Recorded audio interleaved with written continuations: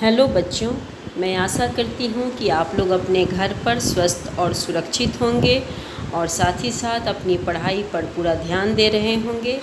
तो बच्चों, आज हम लोग हिंदी कक्षा के अंतर्गत चैप्टर 9 हिंदी टेक्स्ट बुक के अध्याय चैप्टर 9 जिसका शीर्षक है जीतने वाली टीम, उसको फिर से एक बार हम लोग पढ़ेंगे, दोहराएंगे।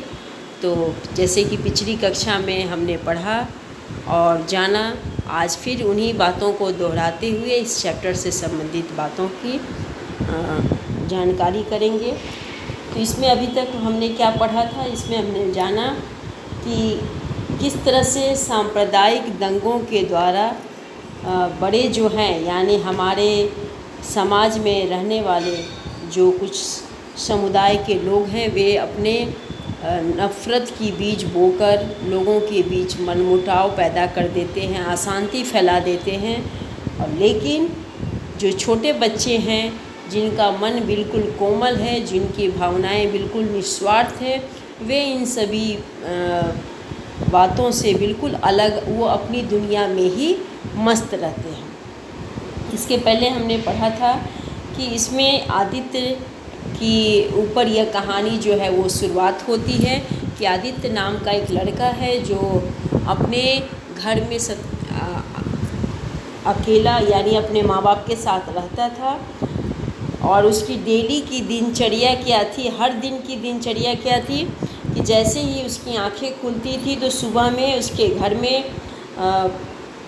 जो है हमेशा चहल पहल शुरू हो जाता था। उसके माता पिता जो हैं वो बातें करने लगते थे, वो बिस्तर पर लेटे लेटे सभी बातें उनकी सुना करता था और इस तरह उसकी आंखें खुलती थी। लेकिन एक दिन की बात है कि जब वह बिस्तर पर लेटा हुआ था, सूर्योदय भी हो चुका था, लेकिन उस दिन उसके घर में बिल्कुल सन्नाटा छाया हुआ था। क्योंकि रात में सांप्रदायिक दंगा होने के कारण चारों तरफ के वातावरण, उसके घर के आसपास सभी जगह जो है वो बिल्कुल शांत वातावरण था। काफ़ी लोगों के बीच में क्रोध भरा हुआ था और लोग एक दूसरे को मारने पे तुले हुए थे। तो जिस कारण सभी घर के लोग जो थे वे डरे हुए थे। और जब वह उस दिन उसकी आंखें खुलती है तो देखता है कि उसके घर में बिल्कुल अंधेरा छाया हुआ है, सन्नाटा है, उस तरह की कोई चहल पहल उसे नहीं दिखती है।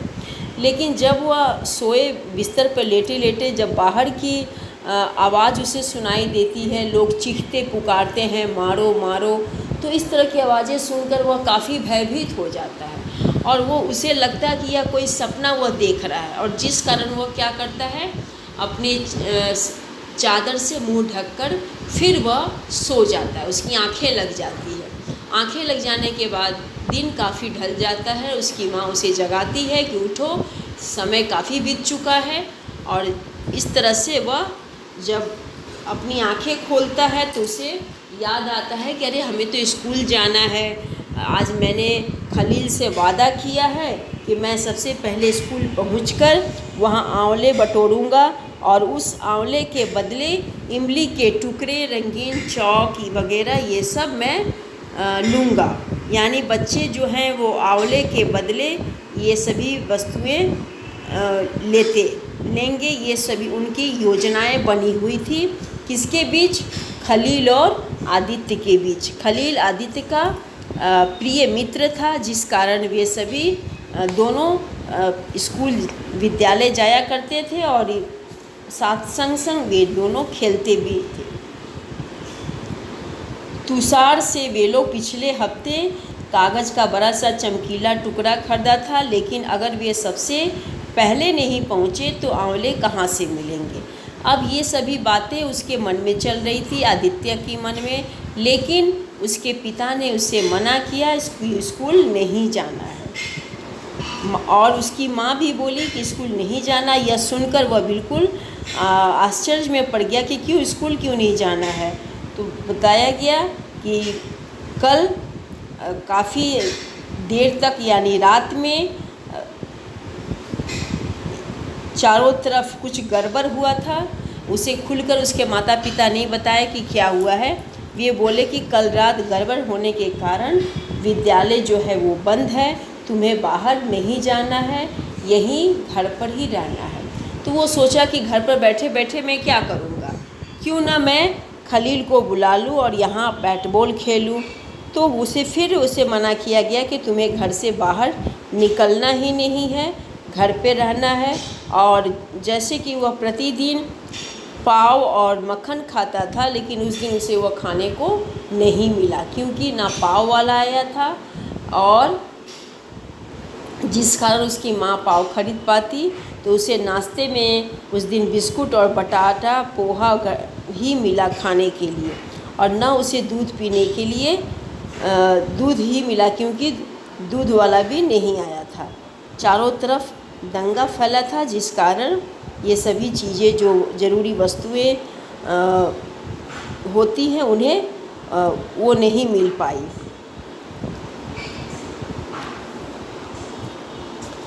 तो अब वह रात के गड़बड़ होने के कारण वह घर पे बैठा बैठा बोर हो रहा था। वो सोचा कि अब मैं करूं तो क्या करूं, विद्यालय भी नहीं जाऊंगा, घर पे किसके साथ मैं खेलूंगा।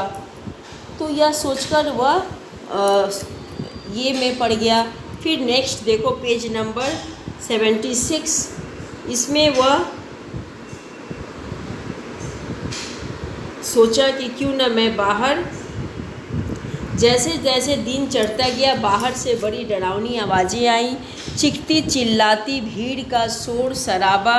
एक आध बार उसे पुलिस की गाड़ियों के जोरदार सायरनों की भी आवाज़ें सुनाई दी। खिड़कियां दरवाजे अच्छी तरह से बंद थे, कोई भी घर से बाहर नहीं निकला। दोपहर के करीब दरवाजे पर बदहवास दस्तक हुई। गणेश मामा और वैशाली मामी अपने बच्चे के साथ आए थे। पूरा का पूरा इलाका जल रहा है। मामा ने कंधे पर टंगे झोले को उतारते हुए कहा, जो कुछ हाथ पड़ा हमने भरा और बस यहाँ चले आए। मामी बोली, उनकी आंखों से आंसू बह रहे थे। यानी जैसे ही जब दोपहर का समय हुआ, तभी अचानक उसके आदित्य के घर के दरवाजे पर आवाज़ आई, और वह आवाज़ उसके मामा मामी के थे। वे लोग भी किसी तरह अपनी जान बचाते हुए आदित्य के घर आए, और जो भी उनके सामने सामान दिखा वे अपने झोले में डालकर लेते आए। और यह बात मामा जो है वो बता रहे थे। 3 दिन बाद जब आई ने बाहर खेलने की इजाज़त दी, तो आदित्य की खुशी का ठिकाना नहीं था। पर आंगन में ही खेलना आई ने कहा, गेट से बाहर पाँव भी मत रखना, नहीं तो मुझसे बुरा कोई नहीं होगा। यानी उस आई मतलब आई का अर्थ होता है माँ। तो आई यानी माँ ने, आदित्य की माँ ने उसे मना किया, और 3 दिन के बाद उसे अनुमति मिली कि तुम खेल सकते हो, लेकिन घर के बाहर नहीं, आंगन में ही, और तुम्हें घर के बाहर नहीं जाना है। इस तरह वह घर के अंदर ही खेलने की उसे अनुमति मिली। खलील गणपति मंदिर के बगल की चौल में रहता था। हर शाम आदित्य जब आई और कमला मौसी के साथ आरती के लिए जाता, खलील जो है उसकी मुलाकात ज़रूर होती थी। आदित्य मंदिर के अंदर जाकर घंटा बजाता, मूर्ति को प्रणाम करता, कटोरे में रखे सिंदूर से माथे पर टीका लगाता, और फिर पंडित जी से प्रसाद लेकर बाहर खलील के पास भाग आता। कभी कभी खलील भी उसके साथ मंदिर जाता था। अब यहाँ बता रहा है बच्चों कि खलील जो कि आदित्य का प्रिय मित्र था, वो कहाँ रहता था? गणपत मंदिर के बगल की चौल में। और इस तरह से वह प्रतिदिन आदित्य जो है वो अपनी माँ और कमला मौसी के साथ गणपति की मंदिर जाता था, और वहीं उसकी मुलाकात खलील से होती थी। और इस तरह वे मंदिर में पूजा अर्चना करने के बाद वह खलील के साथ खेलने जाया करता था। दोनों बांटकर प्रसाद खाते। खलील की जेब में भी हमेशा कुछ न कुछ होता था। आदित्य को देने के लिए थोड़ा सा भजिया हो या गुड़ की डली। खलील की अम्मी अपने दरवाजे के बाहर मछली साफ करते करते उसे बुलाती, आदित्य बाबा तुम अंदर क्यों नहीं आ जाते? अब खलील के घर की गली देखकर आदित्य के पैरों तले जमीन खिसक गई। पूरी की पूरी गली की शक्ल ही बदल गई थी। यानी यह पहले की घटना बताई जा रही कि किस तरह आदित्य और खलील आपस में मिलजुल कर रहते थे। दोनों दोस्त किस तरह से खेलते थे, खाते थे। लेकिन जब खलील की गलियों में आदित्य जब आया तो देखता क्या है, वह आश्चर्य में पड़ गया, क्योंकि खलील की पूरी गली जो थी जहाँ वह रहता था वह वहाँ का नक्शा ही बदल गया था। घर की खिड़कियों के शीशे, छतें और ईंट की दीवारें सब मलबे में बदल गई थी। आदित्य को राख और जली चीज़ों का एक ढेर दिखाई दिया। उसमें जोहरा की प्लास्टिक की बड़ी सी गुड़िया थी, चेहरा जला हुआ। आदित्य का दिल बैठ गया। खलील का नया पीला बल्ला भी वहीं पड़ा था, बिल्कुल टूटा फूटा, बेत की टूटी कुर्सियों और राख के बीच दबी पड़ी थी। खलील की गेंद जिस पर बड़े बड़े अक्षरों में उसका नाम लिखा हुआ था। और वहाँ देखता क्या है आदित्य की कुछ जली हुई वस्तुओं की ढेर लगी हुई है, जिसमें कुछ वस्तुएं जो हैं वो अजली है। उसमें आदित्य की बहन का गुड़िया यानी खलील की बहन जिसका नाम था जोहरा, उसकी प्लास्टिक की गुड़िया दिखी जिसका चेहरा जला हुआ था। फिर देखता क्या है कि खलील की गेंद भी उसे दिखी वहाँ पर, जिसमें उसका नाम बड़े अक्षरों में लिखा हुआ था। आदित्य ने उसे उठाकर देखा। वह अब भी, यहाँ पर देखो बच्चों किस तरह से पूरा उस गली का दृश्य दिख रहा है। चारों तरफ अस्त व्यस्त सामान जो है वो बिखरे पड़े हुए हैं, टूटे फूटे घर के दरवाजे और खिड़कियाँ दिख रही है। उसने सोचा स्कूल में मिलेंगे तो खलील को लौटा दूंगा। और इस तरह आदित्य जो है वो खलील के गेंद को उठा लिया, क्योंकि उस पर उसके नाम लिखे हुए थे। वह पहचान गया कि यह खलील का गेंद है। और साथ ही साथ उसने सोचा कि दूसरे दिन मैं जब विद्यालय में उससे मिलूँगा तो उसे मैं उसकी गेंद को लौटा दूँगा। अब आगे देखो बच्चों, पेज नंबर 77 उसमें क्या दिया गया है। अगले सोमवार को जब स्कूल खुला तो आदित्य गेंद साथ ले जाना नहीं भूला, लेकिन खलील स्कूल में नहीं मिला। खलील ही क्यों, अहमद, सुनैना, इमरा, रितेश सब के सब गायब थे। यानी जब अगले सोमवार को स्कूल खुला तो आदित्य गेंद को ले जाना नहीं भूला। आदित्य सोचा कि अब नेक्स्ट सोमवार को तो स्कूल खुल रहा है तो मैं खलील से तो ज़रूर मिलूँगा। अगर मिलूँगा तो मैं उसकी गेंद को वापस उसे दे दूँगा। लेकिन खलील स्कूल में नहीं मिला। खलील ही क्यों, अहमद, सुनैना, इमरा, रितेश सब के सब गायब थे। यानी कहने का अर्थ है कि अधिकांश बच्चे जो थे वो विद्यालय नहीं आए थे। टीचर खलील कहाँ है और बाकी सब, टीचर पूछती है कि खलील कहाँ है और भी बच्चे कहाँ हैं। वे आ जाएंगे आदित्य। तब आदित्य क्या जवाब देता है, टीचर वे आ जाएंगे। टीचर बोली, पर उनकी आवाज़ में कुछ ऐसा था जिससे आदित्य को महसूस हुआ कि वे अब नहीं आएंगे। यानी कुछ टीचर की आवाज़ से आदित्य को लगा कि वे अब नहीं आएंगे। उसे रोना आ गया। खलील उसका सबसे अच्छा दोस्त था, उसके साथ कितना मज़ा आता था। खलील मंदिर की बगल में रहता था, सो उसे आरती याद थी। वह पंडित जी की नक्सूरी आवाज़ की अच्छी नकल उतारता था। यानी खलील का जो घर था वो मंदिर के बगल में ही था, जिस कारण वह पंडित जी की आरती, जब पंडित जी आरती करते थे तो नक्सूरी मतलब नाक से निकली हुई जो आवाज़ है उसको बोलते हैं। तो नक्सूरी आरती को वह सुनकर उसे भी वह आरती याद हो गई थी और वह उनकी नकल उतारता था। कौन उतारता था? खलील। खलील के साथ उसकी दोस्ती कितनी पक्की थी। वे हर झगड़े में एक ही तरफ होते, उन्हें हमेशा एक दूसरे की मदद का भरोसा था। खेल में अक्सर अगर दोनों एक ही टीम में होते तो आदित्य को विश्वास होता कि उन्हीं की टीम जीतेगी। यानी जिस टीम में ये दोनों खिलाड़ी रहते थे, आदित्य और खलील, तो ये आदित्य को यह पूरा विश्वास होता था कि हमारी ही टीम जीतेगी। तभी उसने क्लास की सुजाता को कहते सुना, मेरे पापा मम्मी से कह रहे थे कि सारे मुसलमान शहर छोड़कर दूसरी जगहों पर चले गए हैं। आदित्य को लगा कि उसकी छाती में कुछ फंस सा रहा है, यानी टीचर ने आदित्य को दिलासा क्यों दिया। अब यह बात सुनकर आदित्य जो है वो काफ़ी सदमे में आ गया।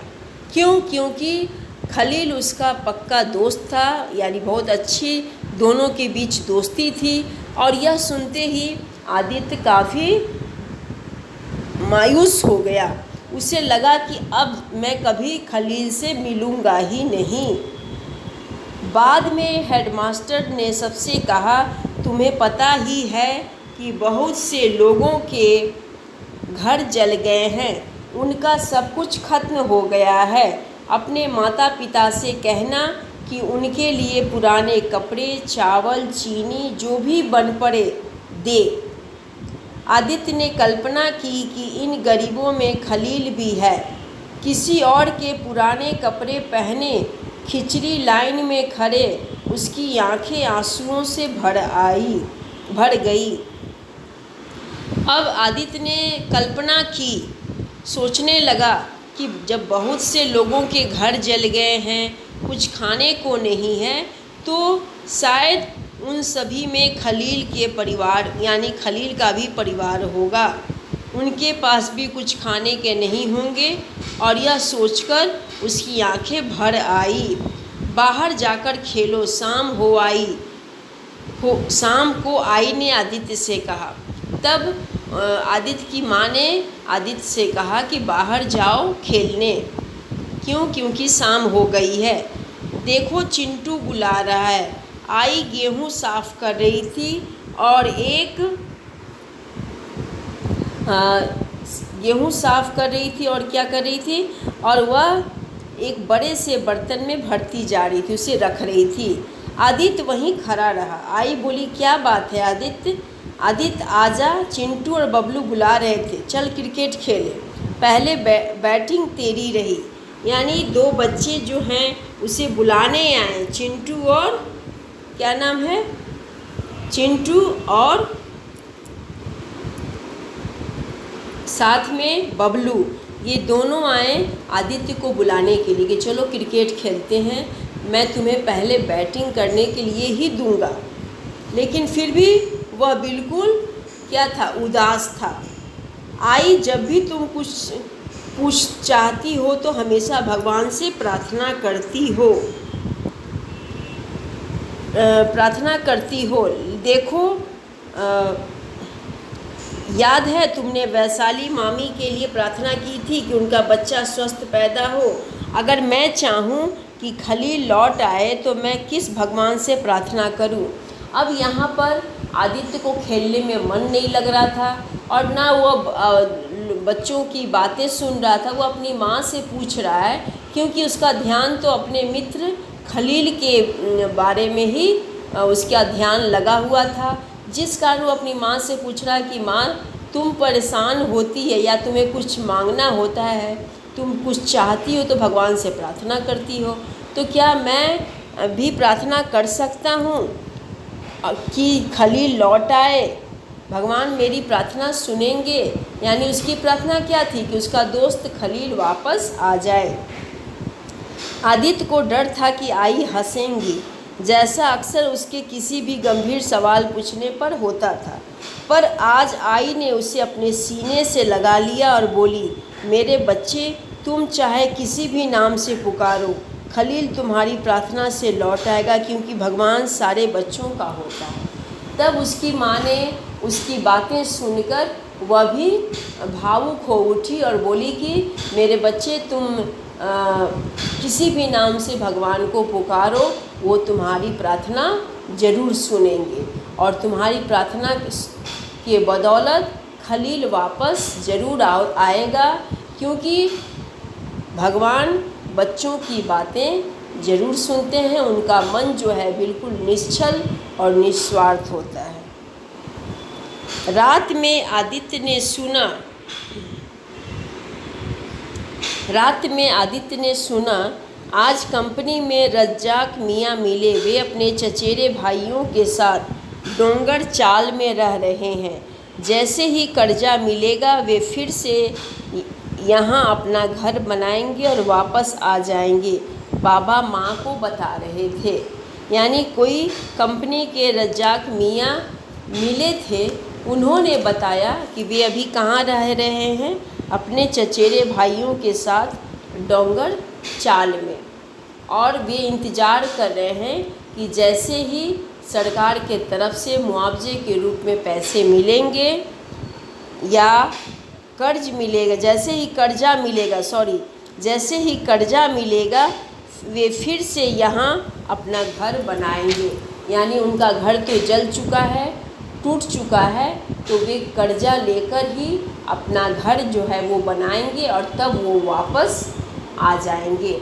अब यह बात सुनकर आदित्य के मन में भी विश्वास जगा कि खलील भी वापस अपने घर लौटकर ज़रूर आएगा। अब अगले पेज पर देखो। अगले रोज़ स्कूल से वापस लौटते हुए उसे आगे गली में बाबा दिखाई दिए।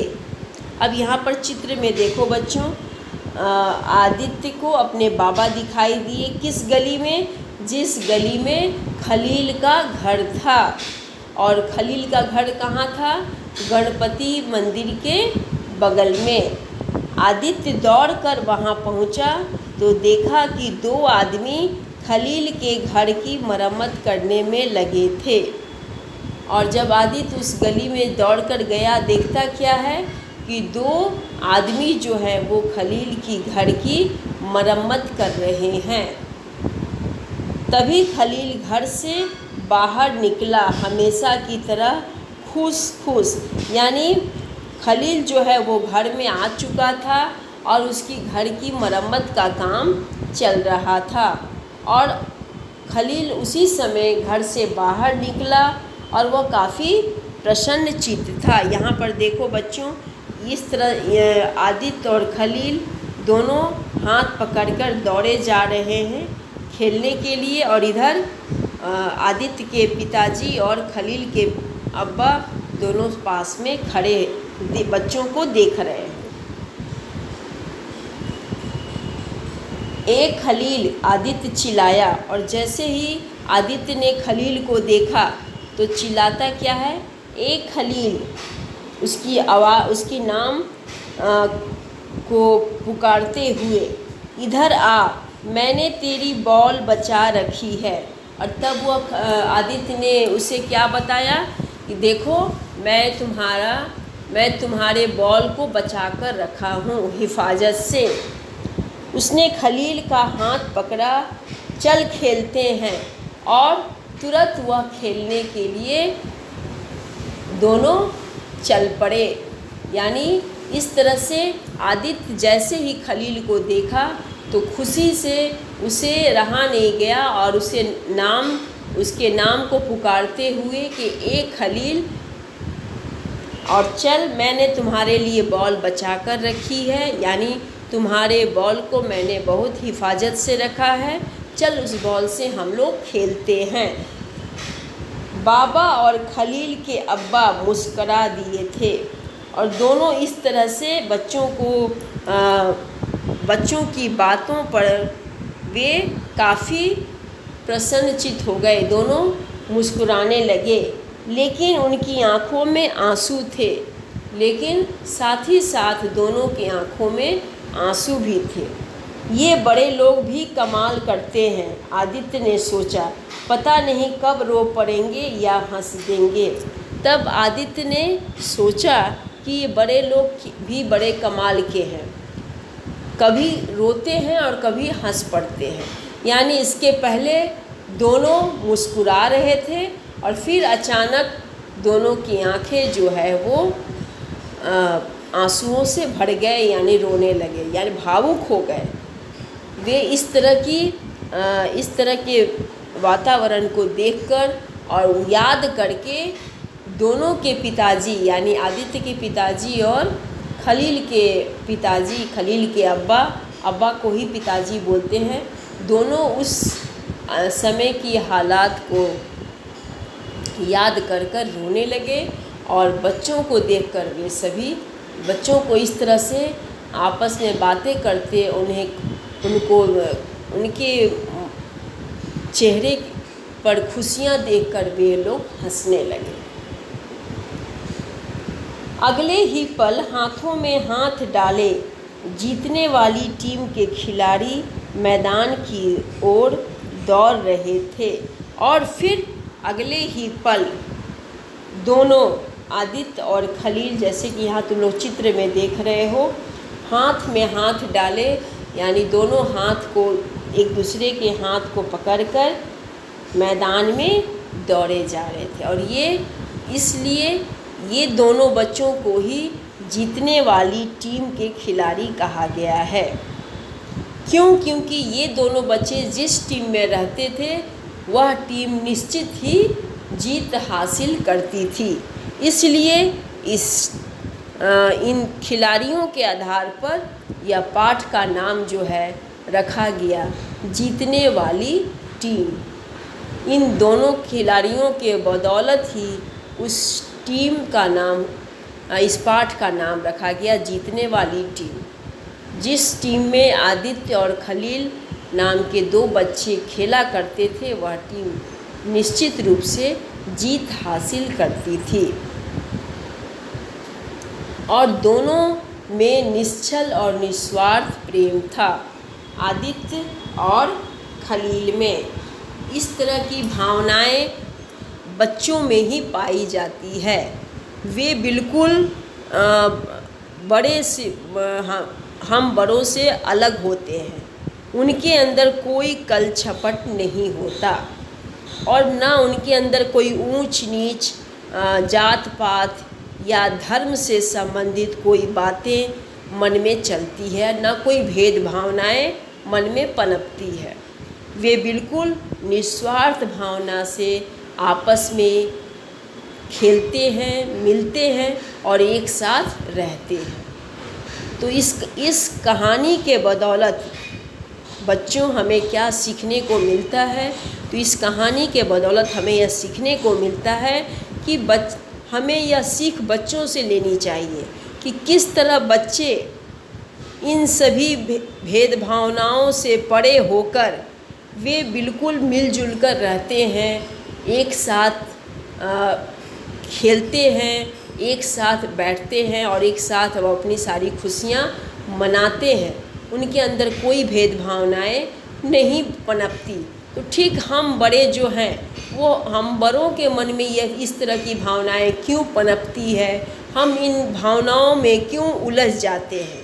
हमें भी उन बच्चों की तरह ही अपने मन को निश्चल और निस्वार्थ रूप से बनाए रखना चाहिए और उसी भांति हमें भी समाज में हर तबके के लोगों के साथ बिना भेदभाव किए, बिना किसी भी मन में कुविचार लिए सबों के साथ मेल जोल और सौहार्दपूर्ण वातावरण में हमें रहना चाहिए। इस कहानी से हमें यही सीख मिलती है।